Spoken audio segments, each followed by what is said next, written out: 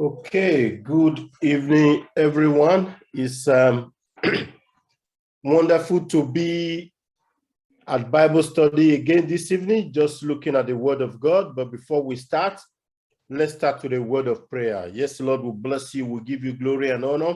We thank you because you are God and there's no one else like you. Lord, as we're about to look into your perfect law of liberty, we pray that your word will bring encouragement, your word will bring grace, your word will bring enlightenment, your word will bring inspiration. It will be encouragement to our heart. This we pray in Jesus' name.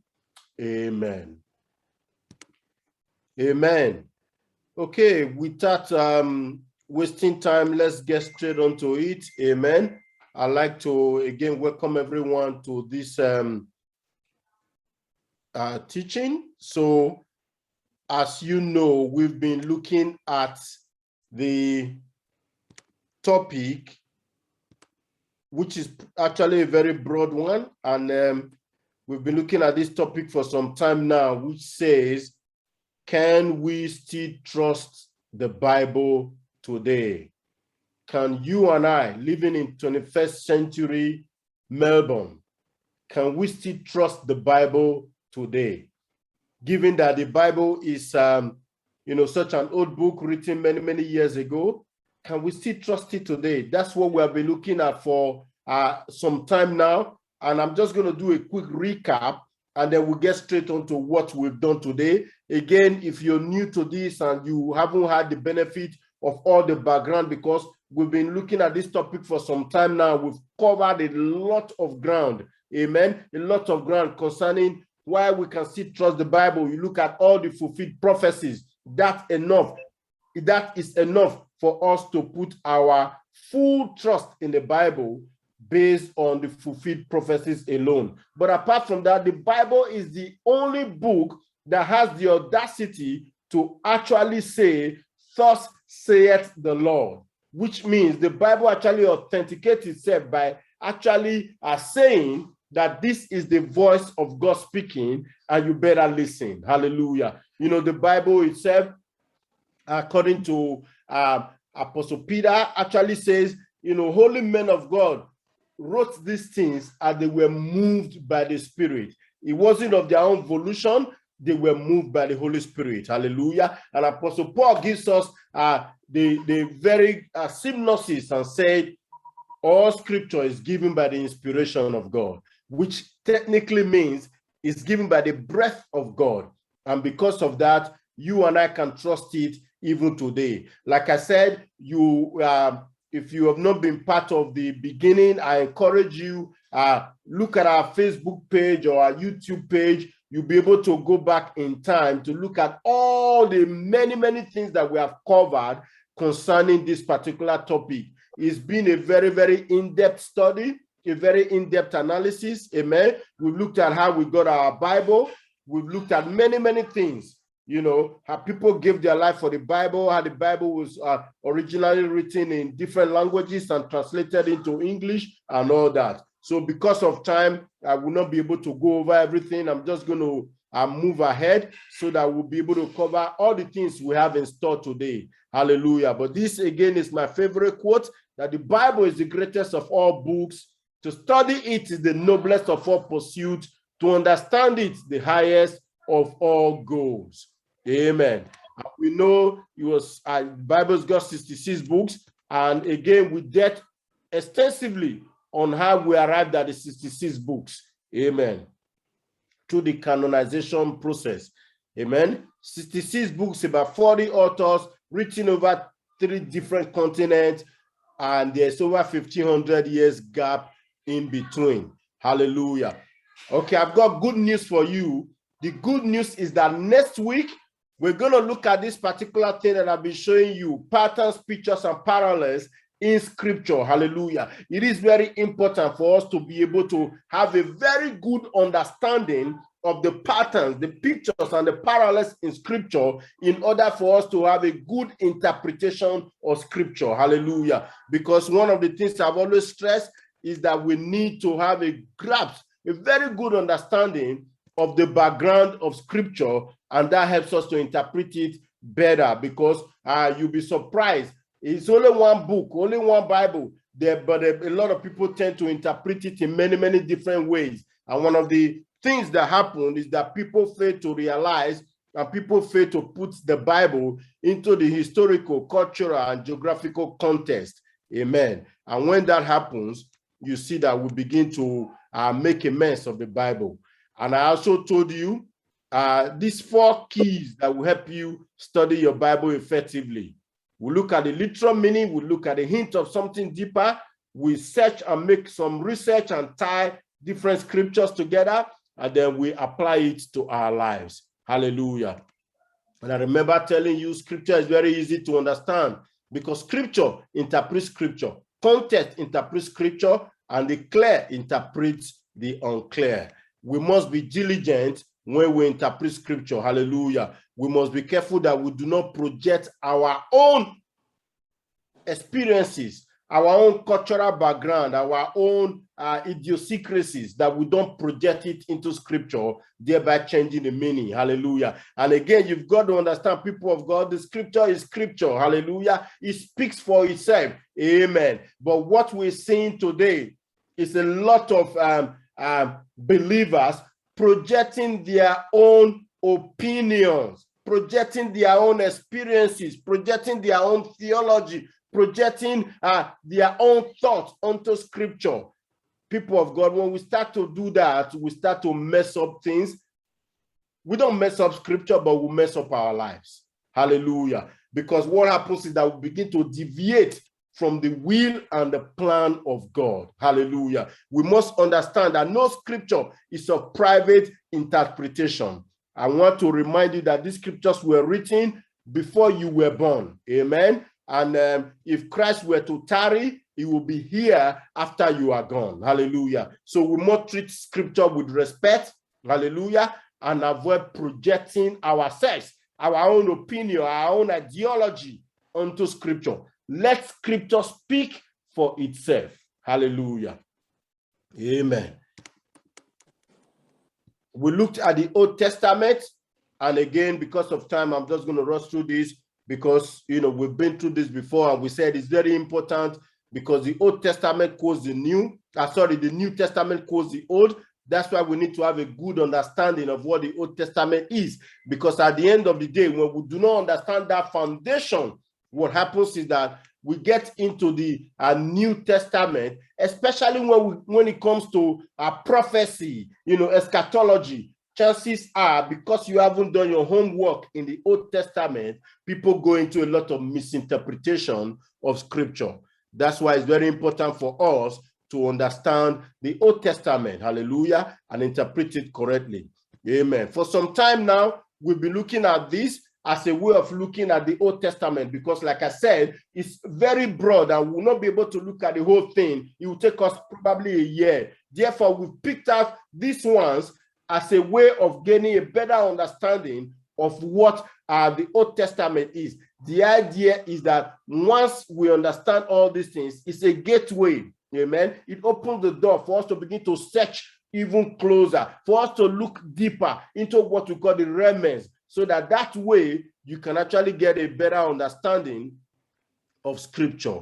Hallelujah. We looked at all the food laws. Again, I won't go through all this. You should be familiar with this by now. And we looked at the hidden meaning behind them. Why God prohibited the eating of certain food and certain food should not be eaten is because of all these reasons, which we've looked at in depth. Hallelujah. We looked at Leviticus and just to also look at the implication of the book of Leviticus. It's not just bloody sacrifices here and there. No, those are sacrifices which actually foretells of what Jesus did for you and I. That's what Leviticus is about. Amen. And then we've been looking at the what I call Old Testament controversies. You see, one of the biggest problems that face 21st century Western believers is because we're trying to take the Bible and fit it into our world. And sometimes we find that it doesn't quite match. And then we begin to ask ourselves and we begin to say, is the God of the Old Testament still the same God as that of the New Testament? You look at the New Testament, you see a loving, caring God, hallelujah. You see Jesus being the shepherd, hallelujah. You also see him being the lamb that taketh away the sins of the world. But you look at the Old Testament and you see almost a different projection of God. And then people begin to ask, is the God of the Old Testament the same as the New Testament? Can I trust the Old Testament? Can I still live by what the Bible says? Is the Bible consistent? Is it coherent? And the truth is that yes, it is consistent, it is coherent if you look at it closely. Hallelujah. Only when you look at it from afar, that's when you would think that there is no consistency. But as we saw the other day, God had to deal with the Egyptians because it's a replica of spiritual warfare. Every plague that God gave there's an equivalent God that controls all those weather elements. That's why God had to deal with them to prove to Pharaoh that he is the true Almighty God. And don't forget, like I always say, a lot of people go in defense of Pharaoh and say, why did God have to destroy Egypt? They forget that Pharaoh was a child killer. Amen. There was a lot of infanticide. He killed a lot of children. But, a lot of people forget all that. Amen. And for all that, he needed to be punished. Hallelujah. We looked at the flood and why God had to destroy the earth with flood. Again, we've been through this before. I'm just doing a wrap up. And then we looked at the plagues of Egypt, like I said before. And then we looked at all the wars. Amen. You look at all the different wars that happen. Amen. You see, this is where a lot of, like I said, a lot of believers actually find it hard to reconcile and say, how can the same loving God, amen, tell Joshua to go and kill everything? How can the same loving God rain down fire and brimstone? How can the same God fight for Jehoshaphat, fight for Gideon, fight for David and all that? But what they fail to realize is that it wasn't just war, it wasn't just genocide. What was happening is that God was punishing iniquity. God gave them a long time to repent, but these people kept sinning and sinning and sinning and would never repent. Hallelujah. They were making their children, to pass through the fire. They were sacrificing their children to fire. And one of the things I told you last week was that they served a god that was called Molech. And in the temple of Molech, there are people who beat the drum. They beat the drum so loudly that the parent is, number one, carried away, but number two, it drowns out the cry of the child so that the parent actually doesn't hear the child screaming as the child is being sacrificed to idol. People like that is a clear violation of the law of God, and they shouldn't be let scot-free. Hallelujah. Then we saw that these same people that God used Israel to punish. Again, if you remember, God said to Abraham, the sin of the Amalekite is not yet full. That means God gave them a lot of time to repent, but they just failed to repent. Hallelujah. I don't know about it, but I know a certain people like that today. God is giving our society, our generation, a long time to repent. But every day we see iniquity multiplying. Every day people wake up and their number one agenda is, how can I offend God today? How can I violate the law of God today? You don't need to go far. You just need to open your TV set and you will see all the atrocities and you will see all the things that are being celebrated in our society today. Hallelujah. For the life of me, I don't know how a book or a movie about a woman being unfaithful to her husband and cheating on her husband and eventually ended up marrying this, cheat of a man, how that becomes a bestseller and is, well celebrated. For the life of me, I can't work it out. Hallelujah. Other than the fact that our society continuously love evil. Amen.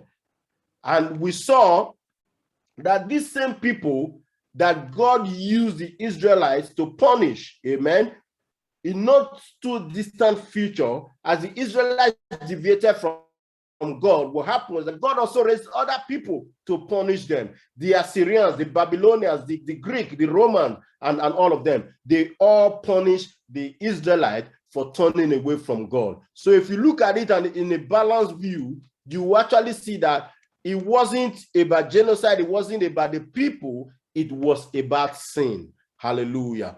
Well, today, I think we should continue in that same line. Amen. We should continue in that same line and just finish this whole thing, because the reason I'm saying it is because when you look at Christianity today, amen. Yes. When you look at Christianity today, like I said, most Christian Western believers living today, a lot of them actually struggle with all these things. Like I said, I've just explained to you all the war and all the violence in scripture and what it actually stands for. Amen. One of the other things it stands for is that ultimately God will triumph over evil. Amen. I don't know about you, but I want to have confidence in that kind of a God. Hallelujah. I want to have confidence in the God that will ultimately triumph over evil. What does that tell you and I living today? You know, today there's a lot of theories, a lot of conspiracy theories, whether they are true or not true, that's not the point. Amen. We hear about some powerful men who sponsor, a lot of, drugs. We hear about powerful men who want to reduce the world population. We hear about powerful men who want to make more money, who will cause the pandemic, who will do this, who will do that. You know, all so much speculation. Whether it's true or not true, that's not the point I'm making. The point I'm making is that you and I can have the confidence that no man, no evildoer will escape punishment. Hallelujah. No evildoer will escape punishment, because God is of purer eyes than to behold iniquity.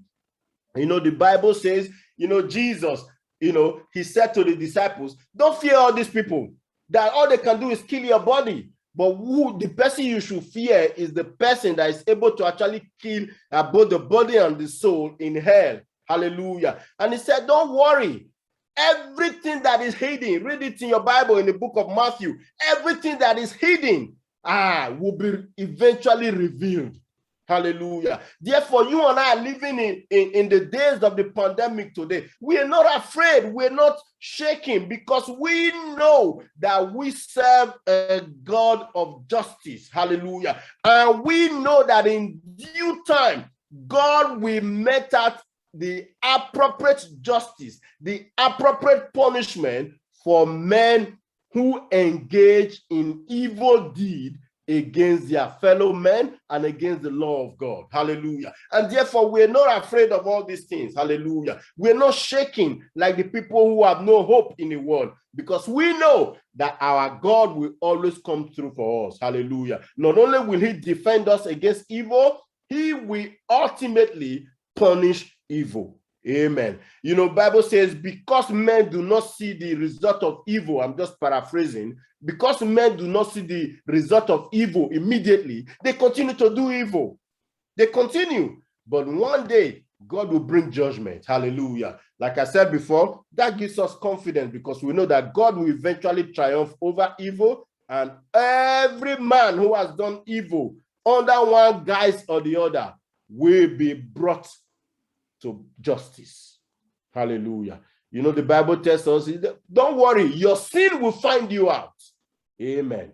Hallelujah. Like I said before, I believe we should put this topic to a close by looking at these other things that I know bother a lot of believers today. Hallelujah. They look at things like polygamy in the Bible. They look at things like women. They look at things like science. And what happens is that most times it doesn't really tally up. Amen. You look at today,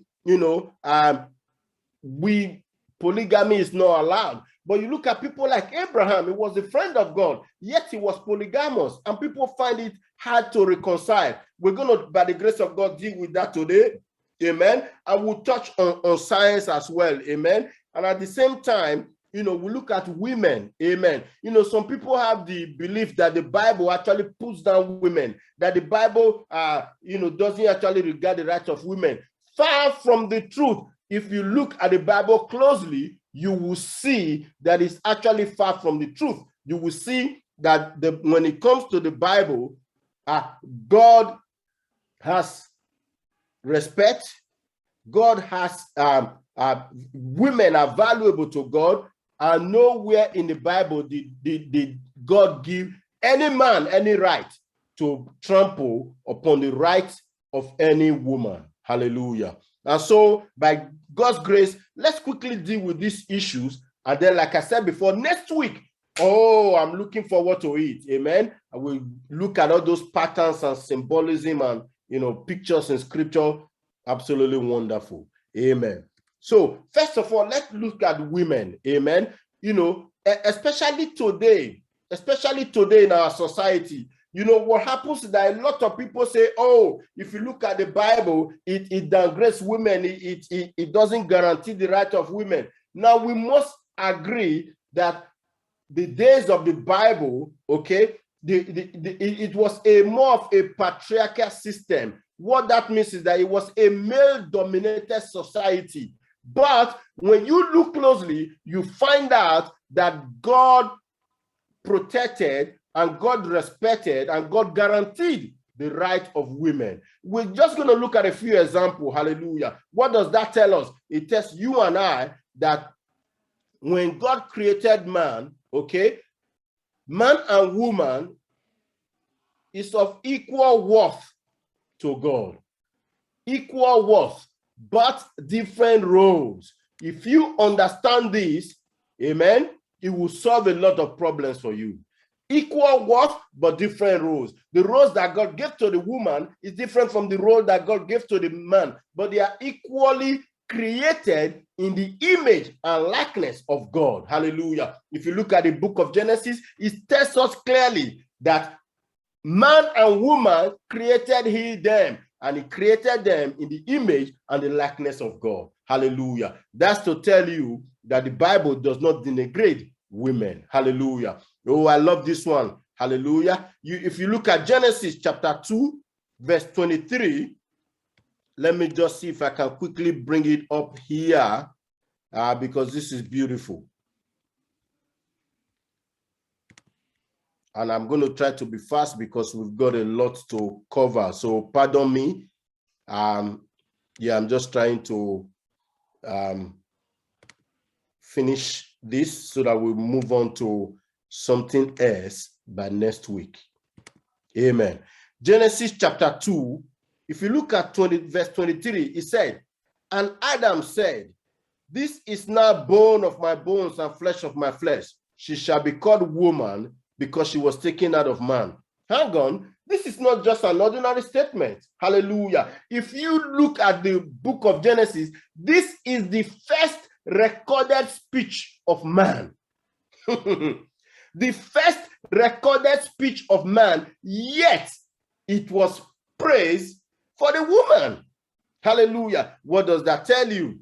Amen. It tells us that in the things of God, the woman, hallelujah, is to be valued and to be honored. And you can see it there in the Bible. Amen. Why would the Bible record all this?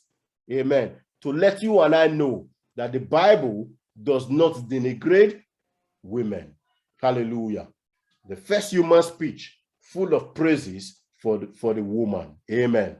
Now, again, some people also argue, that women, they're just a helper. They're just a servant for the man. That's because, like I always say, they haven't done their homework. They haven't done their homework. Because if you look at it, because of time, and again, it's also a popular scripture, so I won't go into it. But in Genesis, what God said is that it is not good for man to be alone. I will make him a helpmeet. Helpmeet. Amen. It's not a helpmate, not a servant. Now, if you look deeply into it, the word that is translated as helpmeet is actually somebody that will help the man to actually see God. Amen. Somebody that will lead the man to the heart of God. Amen. You know, those of you who are you know, madly in love with your wife, you can tell, amen, that, you know, being in a romantic relationship with your wife, and you trying to, you know, please her and do the things that are right by her, also teaches you how to love God. Amen.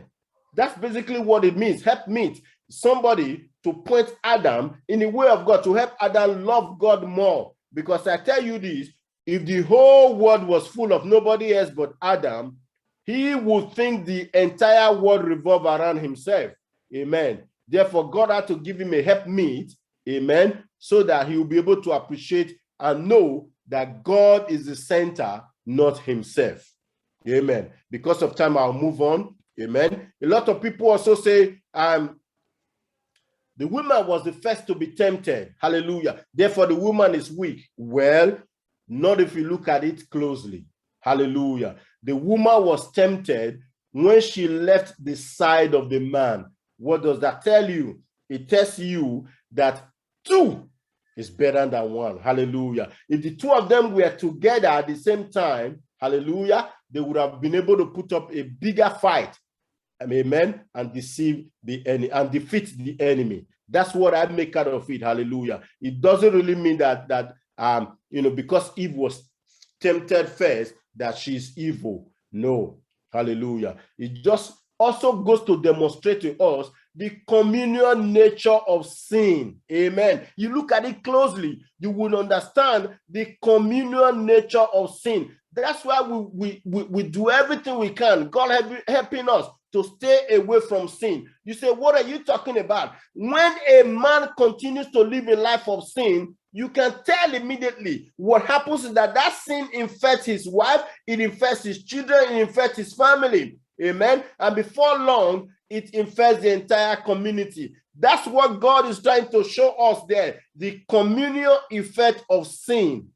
Amen.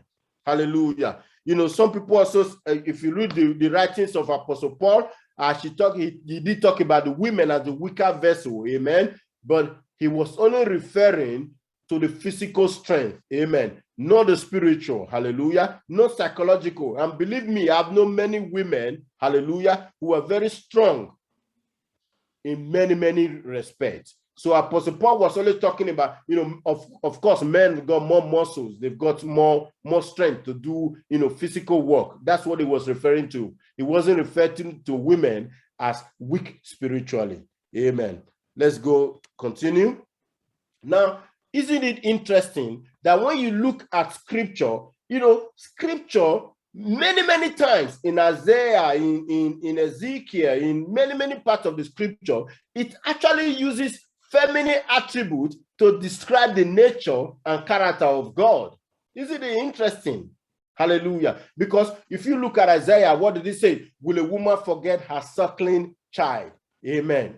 But yet the Lord will not forget. You see, there are many instances. He said, I will hold you in my hands like a woman hold the child. Many instances where we find that the Bible uses the nature and characteristics of women to actually describe the nature and character of God. Hallelujah. Time will fail me to go very deep into that, but you know, we see then God being represented as a caring and loving mother. Hallelujah. And at the same time, a protective father. Hallelujah. Now, this is very interesting because when you look at some of these women that are put down here, you will see that the Bible does not in any way put any of them down. Hallelujah. But rather, the Bible speaks highly of these people. You look at Eve, for example, the first woman to be created. Hallelujah. Now, some people might argue that Eve was created after Adam. She was number 2. Yeah, that is correct. But all I'm just saying is that you need to be careful. Hallelujah. Because if you look at scripture, you see there are also many instances where there are many instances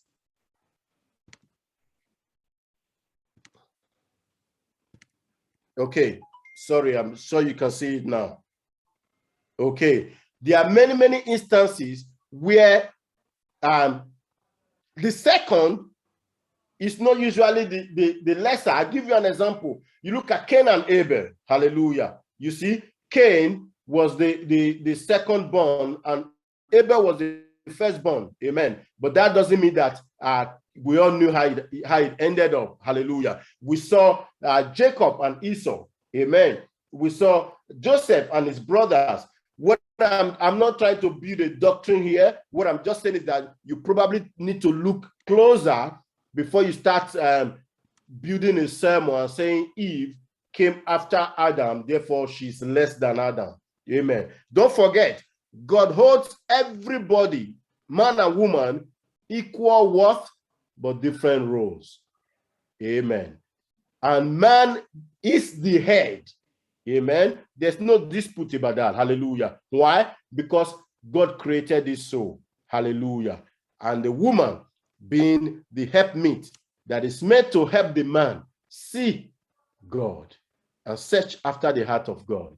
Amen. Now again, you ask yourself, why are we even looking at this?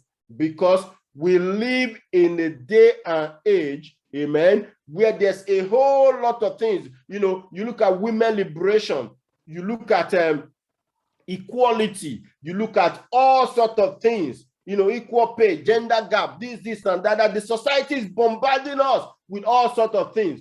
And you and I, we always go back to look at the Bible for our answer. Amen. We don't look at the society for our answer. We don't look at the people around us for our answer. We go and look at what the Bible has to say as our answer. Amen. And when we don't have a good view of the Bible, what happens is that we tend to then make mistakes. Hallelujah. And the Bible is clearly telling us that God didn't create the woman, amen, to be inferior to the man. Hallelujah. And you can see there, equal worth, but different roles. Amen. God has given man the role of the leader, and that is to be respected and honored. But in the same way, God, when he created woman, and I've said this before, he didn't take the woman out of the head of the man so that she can lord over him. No, he didn't take the woman out of the feet of the man so that the man can trample on him. No, he took it out of the rib, amen, which is close to the heart, which is to be nurtured and to be respected and to be cared for. Hallelujah. That's how God intended it. Amen. Because of time, I'll just quickly go through all this. Amen. Remember Sarah. Hallelujah. Our Bible speaks glowingly of Sarah, how beautiful she was, but also her wisdom in advising Abraham in their life journey that they had together. Hallelujah. Two people that so many people might not remember. Amen. You see, Shipra and Puah, if you look at Exodus chapter 1, verse 15 to 21, they defied the orders of mighty King Pharaoh. You know what interests me? We are not actually told the name of Pharaoh, because Pharaoh is just a title. Amen. Actually, Pharaoh is a title. It actually means the taxer of the dead.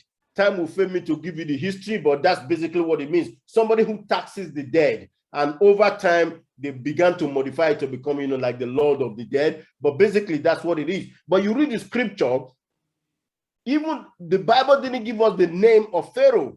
It just gave us the title. But these two people, these two midwives, because they feared God, and they were women, God elevated them and gave us their name. Isn't that wonderful? What that also tells me is that God honors women as well, not just men. Hallelujah. Time will fail me to tell you about Deborah. As we know, she was a mighty leader, a judge in Israel. Tamar.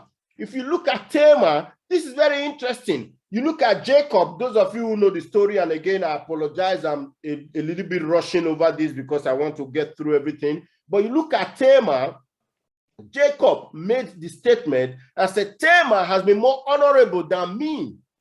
That's astounding.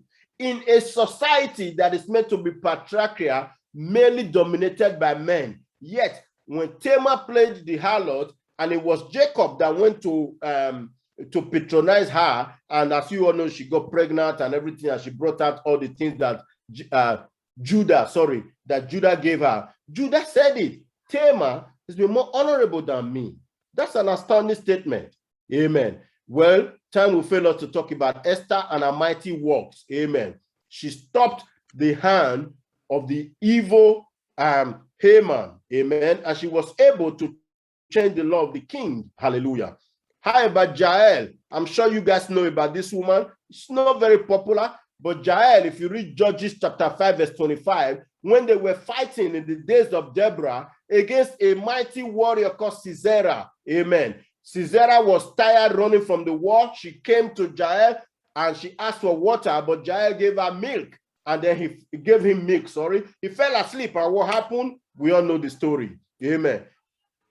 And the Bible honored her by letting us know her name.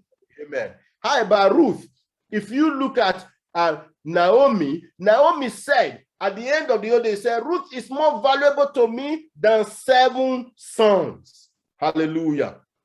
How about somebody like Priscilla, in collaboration with her husband Aquila, that were very, very useful in the ministry of Paul. Hallelujah. And how about Dorcas? You remember Dorcas, who Peter raised from the dead? Bible says she was a seller of purple. These people, amen, they all supported the gospel. Amen. How about Mary?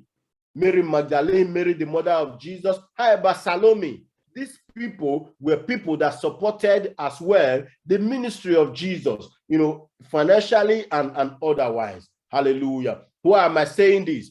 Why would the Bible take the time to actually record the names of these women? Why weren't they edited out of the Bible? The fact that they are mentioned actually showed us that they were worthy in the sight of God, even in the midst of a male-dominated society.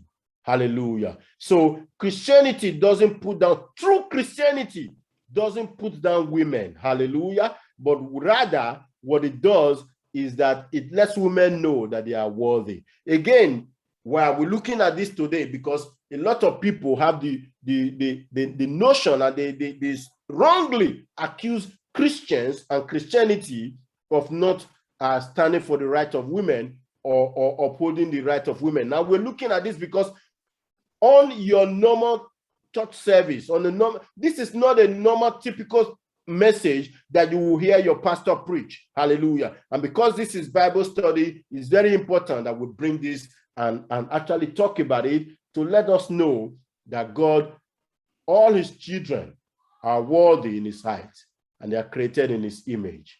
Hallelujah. Now, you might be asking yourself, how about this one where Apostle Paul gave the command to the church in Corinth and he told them, women, you need to cover your head. That was not a denigrating remark. It was not a denigrating instruction.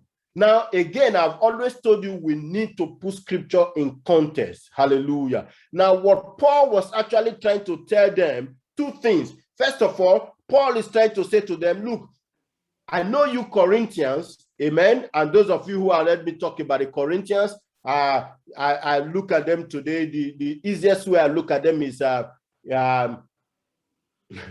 Las Vegas. Amen. Las Vegas. Now, don't forget, these people, they grew up in the Roman culture where the women were, the Roman culture was a very loose one. Let's put it that way. I'm trying to use a very nice language here. Amen. And then they will have all these their parties and they have everything. So Apostle Paul is telling them, when you come to church, this is not one of your lavish and extravagant parties that you're used to having. You need to cover your hair as an honor to God. Hallelujah. This is not your lounge room. This is not your your house where you do all those extravagant and lewd parties. You need to cover your hair. Hallelujah. That's number one. Secondly, what it also means is that within the congregation, it helps to distinguish women that are married from those that are not married. Amen. Otherwise, there'll be confusion, there'll be commotion. You see, the Jewish people is already in their culture. Women cover their hair, it's automatic. But these Gentiles coming into Christianity, they never had any of such culture. It's not in their lifestyle. Therefore, Paul needs to straighten things up and let them know that, yeah, you need to cover, for the sake of decency. Amen. Hallelujah. Now, the other thing is that you read in 1 Corinthians 14. Again, I apologize because of time. We would have gone to look at it, but I've given you the scripture reference so you can have a look.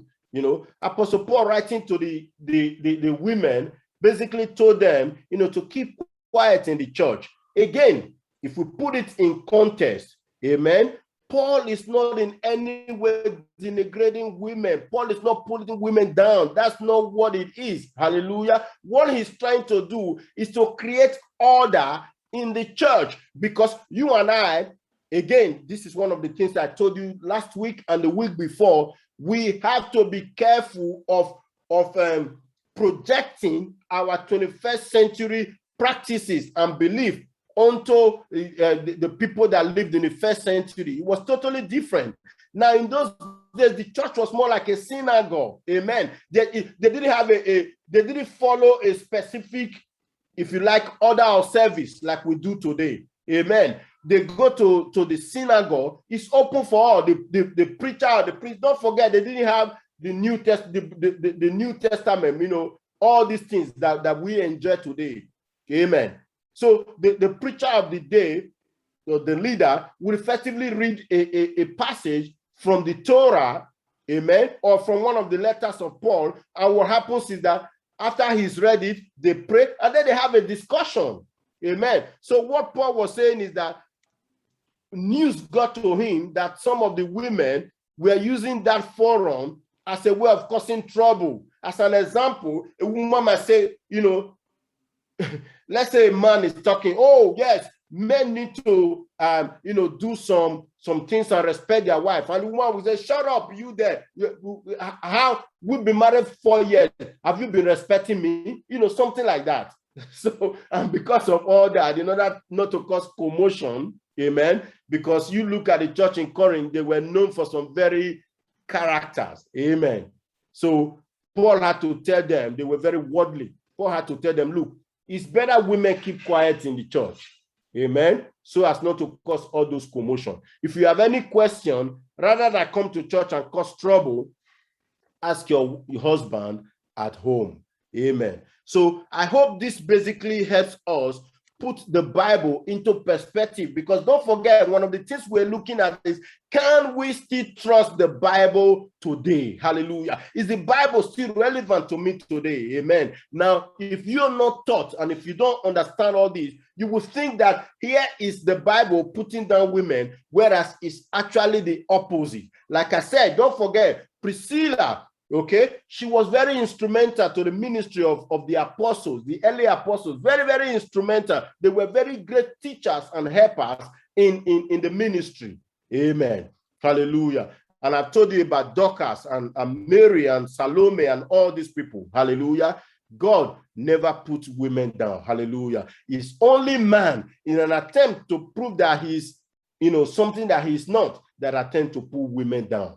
God never, ever put women down. Hallelujah. Don't forget, equal worth, but different roles. Hallelujah. This is very important as you and I begin to live in the 21st century, where everything about the Bible is almost questionable. Hallelujah. There are people in the church that have, all these questions in their mind. They don't know how to reconcile this. Hallelujah. And that's why we're looking at this. Amen. That's why we're looking at it, so that it gives us a better understanding of the person and the nature and the character of God, because all of his children are worthy in his sight. Remember, Jesus came and he came to die for all of mankind. Hallelujah. Not just men alone. Amen. That shows us that Jesus, amen, that God, we are all worthy in his sight. Amen.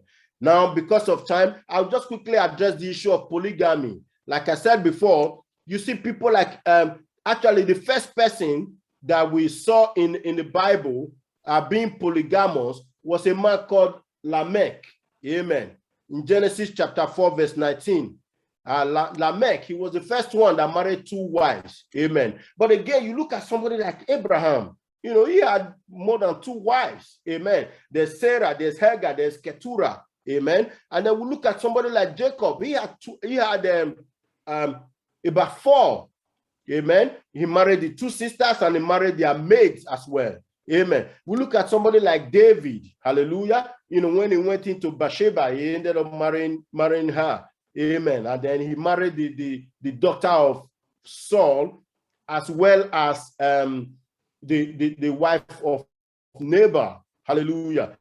So you look at all this, and a lot of people find it hard to reconcile, and they say, how come? How come? You look at somebody like Solomon. He had 300 wives and 1,000 concubines. Amen. Can I just quickly say, unless you understand the story behind it, Solomon didn't just go out seeking all these women. Hallelujah. They were given to him as peace treaty.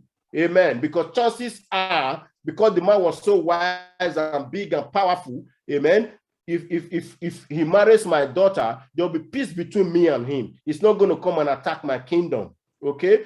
But again, if you look at all this, we need to go back to the original intention of God. Hallelujah. And I'm so glad that the Bible, one of the things I love about the Bible is that when you look at it, you will see that you will see a lot of good. Then you will also see a lot of ugly. The Bible doesn't hide anything. Hallelujah. It shows us all these things, that these men, even though they were widely used of God, they were friends of God, yet they had a weakness. Hallelujah. It shows of the weakness of our flesh. Hallelujah. Amen. Again, if we go back to the original intention, you will see that even Jesus himself made an allusion to this in the book of Matthew. Jesus said from the beginning, it wasn't so. God made it one man and one woman. Hallelujah. That's why we find that when God created the helper for Adam, he didn't create helpers. No, he only created a helper, one. That shows us that that was the original intention of God. Hallelujah. When God, Adam's got more than one ribs, but God only took one. That tells us that that was the intention, only one. Again, if you look at Jesus, Jesus has got only one bride, the church, only one. Hallelujah. Now, what this means is that at the end of the day, amen, you also see Apostle Paul in Ephesians 5:25-35 telling us extensively about what marriage is about, that it's about one husband and one wife. Amen. Now, the thing I love about the Bible is that when you read about all these men, the Bible made it very clear they all had problems because of their polygamous lifestyle. Abraham, we know what happened. Today we're still suffering. Amen. Because he went into Hagar and Hagar produced Ishmael. Amen. We're still suffering it. And the Bible didn't hide it. The Bible made it plain to us so that we will see, amen, that it wasn't a good thing. We also see that Isaac and Ishmael, there was a lot of quarrel between them. Amen. You know, the Ishmael was mocking Isaac. Amen. And then it ended up in the breakage of the family, actually, where Hagar and Ishmael had to go. They had to go. Breaking of the family. What does that tell us? It is not the intention and the plan of God. Hallelujah. These men, they did it because they couldn't trust God. You look at the life of Jacob, it ended up to be miserable. Hallelujah. Because of the many wives that he had, there was a lot of rancor between Leah and Rachel. They were always fighting who's going to occupy the husband's bed. And how did it finally end up? Because of that jealousy, they ended up selling Joseph. Hallelujah. Joseph was sold by his half-brothers. Amen. What the Bible is telling us, again, I've always told you to look at the remnants. What the Bible is telling us there, amen, is look at the negative consequences of their actions. Amen. You look at David, it was terrible. Amen. At the end of the day, Absalom became a rebel, and one of the sons actually slept with his half sister, and you know, his house was divided. Hallelujah. And then we saw Solomon. Oh my God. I need at least 2 hours to talk about him. But one of the things that happened is that you read your Bible carefully. The Bible said the many women that he had drew his heart away from God. We saw a young man that started well. A young man that pursued God and he wanted to do what was pleasing in the sight of God. How did he ended up? He ended up as a backslider. Why? His many women drew his heart away from God. Why did the Bible put that there? To let you and I know that God never ever actually endorsed polygamy. Hallelujah. Now, there is a question, you know, and I must not fail to talk about this. You see, the thing about the Western society today is because polygamy is actually a crime. Amen. But what I've found out is that what happens today, in exchange for polygamy, people just go and they just divorce. Amen. Because the Lord doesn't allow me to marry 2 women at one time anyway. So I don't like this one anymore. Instead of marrying an additional one to add to her, I'll just divorce her and I marry another one. Amen. Now, you can kill me, you can crucify me, you can criticize me, you can say anything you like. But as far as I'm concerned, it's technically just a glorified form of the other. Hallelujah. Amen. But again, sometimes, and this is very crucial, very important for all of us to understand, sometimes some people, it might not be common here, actually, it might not be here at all, but you might come across it one day in your life where somebody was already polygamous. He might be a chief, he had 5 wives, but then you witness to him and he becomes a believer, he becomes a Christian. What do? Do you tell him to, drive away all the other wives and keep one? No, you don't break up the family unit, because the man was already that way before he met Christ. Amen. What is recommended in that situation is that the man keep the family unit together. Hallelujah.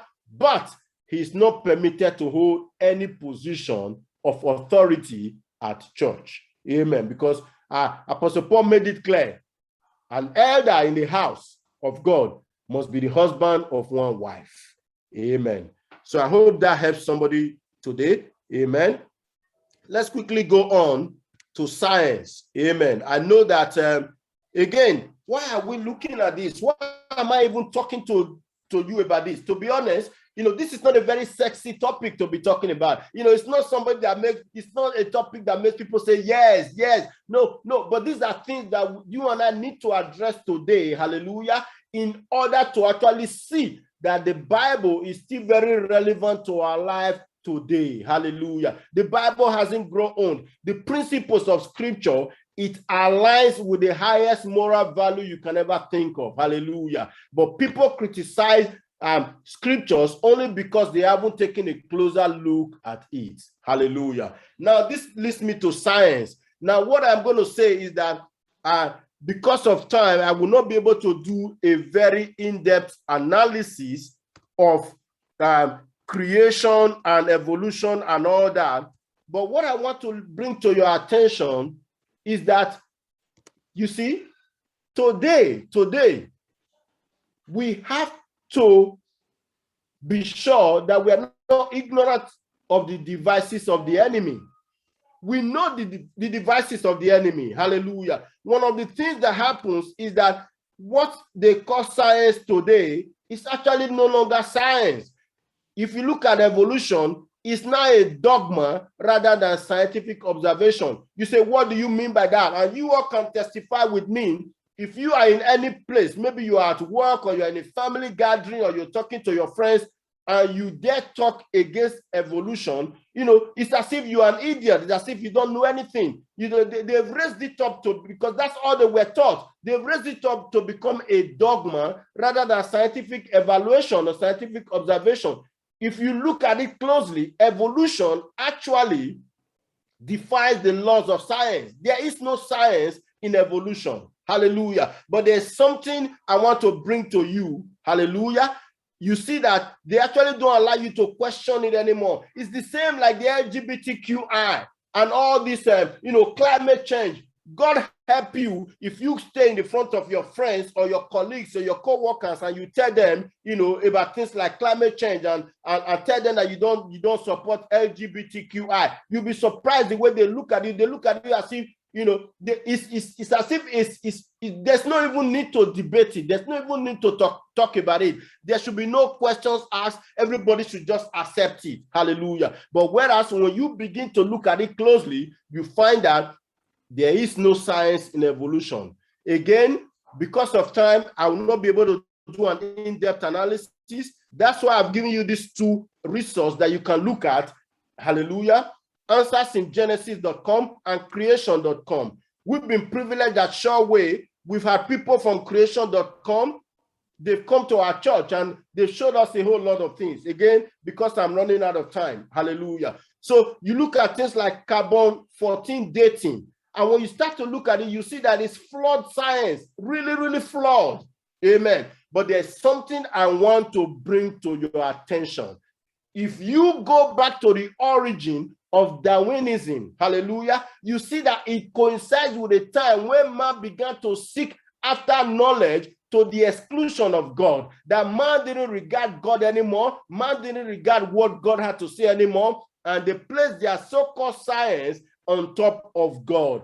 It's birthed the beginning of rebellion against everything that is God. And it elevated human knowledge. It elevated human observation over God. Now, this is the thing about evolution that you need to actually pay attention to. Hallelujah. Evolution skips the idea or the things that we read in the Bible, I should say, of sin and the fall. What that means is that if you dare accept evolution, it means that there was no sin and there was no fall. Man just came from the big bang, bang, bang, bang, and everything just bang, bang. And, man just came from nothing and everything. Whereas if you look at what the Bible tells us, hallelujah, and it gives us an explanation for where sin came from. You see, evolution skips all that. Amen. Therefore, if you look at it closely, it's actually man's attempt to rebel against the revealed knowledge of God. There is no science in it. Hallelujah. Because, like I said, evolution basically means that there was no sin. There was no fall. And because there was no sin, there was no fall, therefore there's no need for redemption. Amen. If you look every day, if you look at what so-called science is telling us, amen, science is telling us that things are getting better. Amen. But you and I know when you look closely, things are not getting better. Hallelujah. Things are going exactly how the Bible said. Amen. Our politicians are still lying to us. Hallelujah. There's still corruption in high places. Hallelujah. And how about the recent COVID-19? Amen. Is things really getting better? You think about it. Hallelujah. How about the pandemic and all that? How about the resurrection or the resurgence of diseases that we thought we've conquered many years ago? Again, time will fail me, but diseases like polio and tuberculosis, there's been a resurgence. Hallelujah. You see that things are not actually getting better. How about morally? You look closely. Is our society getting better morally? Are we being more godly? Hallelujah. How can a little child be sleeping in a tent with the parents and somebody come from nowhere, steal the child and take the child away 70 kilometers away? It baffles me. And then science is telling us that things are getting better. Hallelujah. You see, when you start to look at all these things critically, which is what they don't want you to do, then you begin to discover that things are not really getting better. Things are falling exactly how the Bible said they would. Hallelujah. Because this is the premise of this so-called evolution. Amen. I want you to stay with me, people of God. This is the premise. Things are just going to be the same way they've been before. Amen. Things are going to just keep evolving and evolving and evolving and will be getting better. You will die, your kids will take your place, and so shall it be forever and ever. No, that's not what the Bible says. Hallelujah. The Bible tells us that Jesus is going to come back again, take his own, hallelujah, and then come back and bring judgment on this earth. Hallelujah. The earth and everything in it will be burned up with fervent heat. Then Jesus establishes his millennial reign on earth. Hallelujah. And there will be peace on earth for 1,000 years. And then there will be a new heaven and a new earth. Hallelujah. And then there will be the great white throne judgment, where every man will be judged according to how his works has been. Hallelujah. But science, because they don't want to acknowledge God, they won't tell you all that. They will just tell you that things are getting better. Things are getting better. All we need is for all the rich nations commit 100 billion to fight climate change, and things will be hunky-dory. It will be paradise. But you look closely. You look closely and you can tell with me that it is not getting better. Hallelujah. When COVID-19 hit, amen, and we saw that people that we thought were superpowers, we were surprised that they had no power at all. Hallelujah. Again, time will fail me to go into all that. But before I finish this today, I just want to quickly show you this. Amen. Now, this is a place called CERN. It's the Center for Scientific Research, and it's in Switzerland. Again, at your spare time, just Google it, CERN. Google it and you'll be surprised. They say, oh, we're scientific, we do this, we do all that, we do all kinds of, science. But if you look closely at their headquarters, this is at their headquarters, there's a statue of Shiva, the Indian goddess of destruction. Now you tell me, I'll leave it to you. You tell me, what has Shiva, the Indian goddess of destruction, got to do with science? When you look closely, you'll be surprised that most of what these people call science, hallelujah, there's nothing scientific about it at all. Hallelujah. You tell me. You tell me. Again, I'll leave you to Google it yourself. They're in Switzerland. Huge research facility. Yeah. It seemed to me like Nimrod rather than science. Hallelujah. In conclusion, and in bringing our study of the Old Testament to conclusion, I really want to say that we've spent some time looking at the Old Testament. We spent some time looking at some of the dark areas, if you like, of Scripture. But at the end of the day, what it proves to us is two things. Number one, we can trust Scripture even the more. Number two, God is the same yesterday, today, and forever. He never changes. Hallelujah. It is very important for you and I to have a good grasp of the Old Testament in order for us to have even a better understanding of the New Testament. Hallelujah. I hope this has been a blessing to you.